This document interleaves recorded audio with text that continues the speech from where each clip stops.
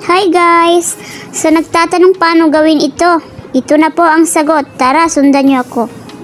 Pumunta sa CapCut. Mag-edit ng 2 litrato.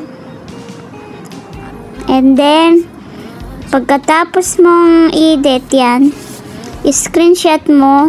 Tapos, i-check. Mag-exit ka sa CapCut. Pumunta na tayo sa Chrome.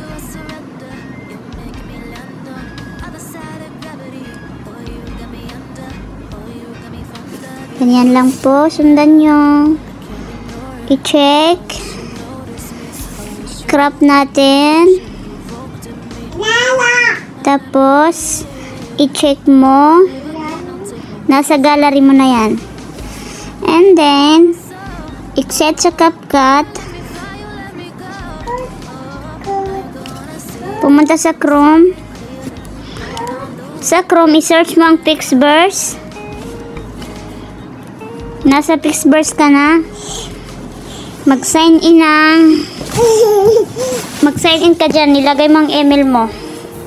Tapos, andito ka na sa Pixverse. Pindutin yan. Mapunta ka sa gallery mo. Yung inedit mong photos, yan ang kunin mo. Tapos, done. Pindutin mo yung isa. Mag-search ka ng So Closing Hug. Tapos, pindutin yan. Mag-antay ka na lang. Maglo-loading na yan. Tapos, pag natapos na siya, pindutin mo na lang siya.